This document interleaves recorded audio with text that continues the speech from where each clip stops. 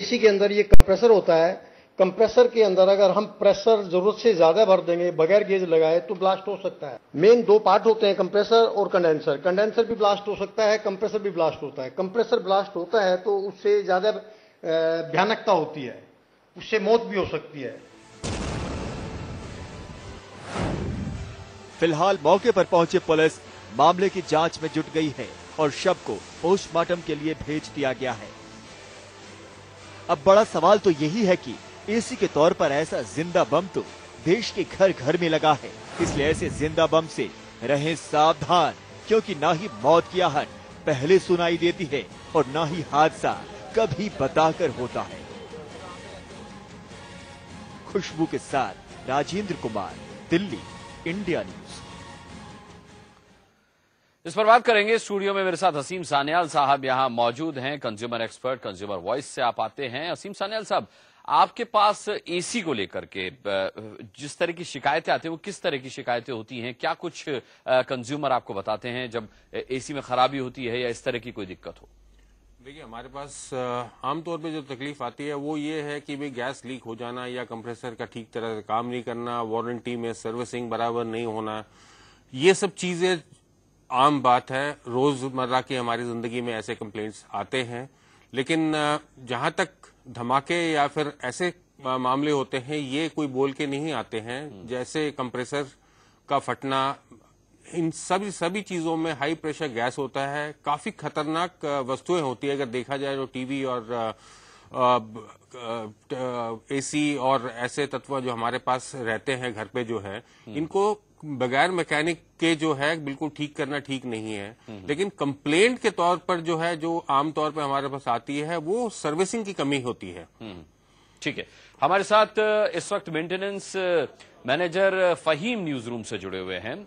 फहीम साहब, आपसे मैं जानना चाहूंगा, अभी जो खबर हमने दिखाई अपने दर्शकों को, उसमें हमने ये देखा कि जो एसी ठीक करने वाला मैकेनिक था उसने अभी कंप्रेसर में गैस डाली नहीं थी, यानी कि वो सिर्फ चेक करने के लिए उसने एसी को खोला था और जोर का धमाका हो गया। ये कैसे मुमकिन है? ऐसा है सर, जो कंप्रेसर में गैस डालने का जो फॉल्टेड होते हैं सर, जैसे बोल रहे हैं हमारे कि नॉन टेक्निकल ना होना, एक सबसे मेन प्रॉब्लम तो होती है कि कंप्रेसर में जो नाइट्रोजन प्रेशर मेन होता है, प्रेशर नाइट्रोजन प्रेशर सही तरीके से नहीं फिल करना, क्योंकि हमारा कंप्रेसर जो है 300 से 400 तक कंप्रेसर फिल कर देता है। और उसको जैसे फॉरेन कंप्रेसर, जैसे कि प्रेशर डाल रहा है बंदा और प्रेशर डालते हुए एकदम फोन आ जाता है और वो चेक नहीं कर पाता। एक गेज होती है हमारे पास, एक टेक्निकल गेज होती है हमारे पास, जो हम मीटर की तरह उसको चेक करते हैं। वो गेज को पूरी तरीके से ना देख पाना, एक वो भी फॉल्ट होता है मेन। दूसरा फॉल्ट होता है कि कंप्रेसर जो है हमारा के रिपेयरेबल कंप्रेसर भी बेल्डिंग की साइड जो होती है वहां से फॉल्ट हो जाना, उसकी वजह से भी फट जाते हैं कंप्रेसर हमारे।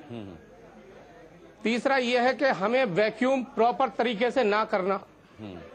वैक्यूम सर जैसे बोल रहे हैं, आजकल क्या है कि छोटे छोटे से बंदे और पूरी तरीके से नॉन टेक्निकल हो जाते हैं बंदे। उस तरीके से छोटे छोटे आदमी, हर आदमी आज गली गली कूचे कूचे में एसी मेंटेनेंस वाला बैठा हुआ है। तो वो कई चीजों सवाल उठती हैं कि एक तो प्रॉपर टेक्नीशियन ना होना, सबसे बड़ी बात है कि नॉन टेक्नीशियन होने ही कंप्रेसर फॉल्ट होता है। ऐसे कंप्रेसर फॉल्ट नहीं हुआ करते जी, ओरिजिनल कंप्रेसर ऐसे फॉल्ट नहीं हुआ करते। रिपेयरेबल कंप्रेसर जो है वो अक्सर मतलब फॉल्ट हो जाते हैं। मेन जो है वो प्रेशर होता है, नाइट्रोजन